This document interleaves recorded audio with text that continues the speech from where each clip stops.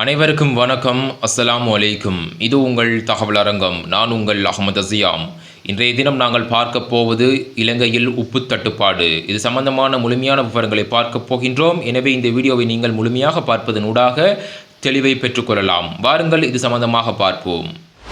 தற்பொழுது இலங்கையில் பலத்த மழை பெய்து கொண்டிருக்கின்றது. இந்த வீடியோவை நாங்கள் தயாரிக்கின்ற போதும் பலத்த மழை பெய்து கொண்டிருக்கின்றது. இப்பொழுது நாங்கள் விடயத்திற்கு செல்வோம். இலங்கையில் உப்பு தட்டுப்பாடு ஏற்பட்டிருக்கின்றது. அண்மையில் கடைகளில் வாங்குகின்ற உப்பில் கூட மண் இருப்பதை காணக்கூடியதாக இருக்கின்றது. நாங்கள் சமையலுக்கு பயன்படுத்தும் போது உப்பை நீரில் கரைத்துத்தான் சமையலுக்கு பயன்படுத்த வேண்டிய நிர்பந்தம் காணப்படுகிறது. அந்த அளவுக்கு இலங்கையின் உப்பின் தரமானது மிக மோசமான நிலையில் காணப்படுகிறது.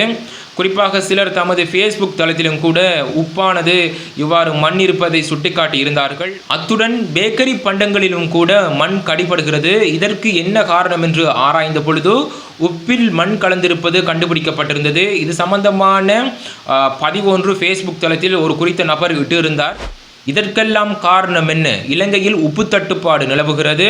முந்தைய காலத்தில் இலங்கையில் பெய்த பருவமழை காரணமாக உள்ளூர் உப்பு உற்பத்தியில் பாரிய பாதிப்பு ஏற்பட்டிருக்கிறது. இதனால் இலங்கையில் தற்பொழுது உப்பு உற்பத்தி தட்டுப்பாடாக இருக்கின்றது. இதன் காரணமாக தற்போதைய அரசாங்கமானது இதற்கு உடனடியாக தீர்வை கொண்டு வந்திருக்கிறது. இந்தியாவிலிருந்து உப்பை இலங்கைக்கு இறக்குமதி செய்வதற்கு தற்பொழுது முடிவெடுக்கப்பட்டிருப்பதாக செய்தி ஊடகங்களில் தற்பொழுது இன்றைய தினம் செய்திகள் வந்து கொண்டிருக்கிறது.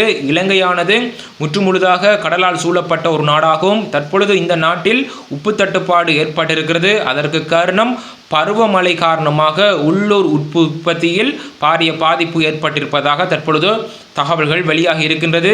இந்தியாவிலிருந்து 30,000 மெட்ரிக் டன் உப்பு ஜனவரி 31க்கு இடையில் இலங்கைக்கு இறக்குமதி செய்யப்பட இருப்பதாக தற்பொழுது செய்திகளில் வந்திருக்கிறது. இந்தியாவிலிருந்து இலங்கைக்கு இறக்குமதி செய்யப்படும் உப்பானது அடுத்த வாரம் நாட்டை வந்தடையும் என அரச வர்த்தக கூட்டுத்தாபனம் தெரிவித்திருக்கிறது.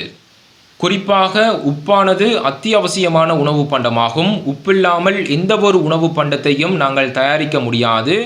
இதனால் இலங்கையில் ஏற்பட்டிருக்கும் உப்பு தட்டுப்பாட்டுக்கு இந்தியாவிலிருந்து உடனடியாக அரசாங்கமானது 30,000 மெட்ரிக் டன் உப்பை இறக்குமதி செய்ய முடிவெடுத்திருக்கிறது. இத்துடன் இந்த வீடியோவை முடித்துக் கொள்கின்றோம். அடுத்த வீடியோவில் சந்திப்போம். அதுவரையும் நன்றி, வணக்கம்.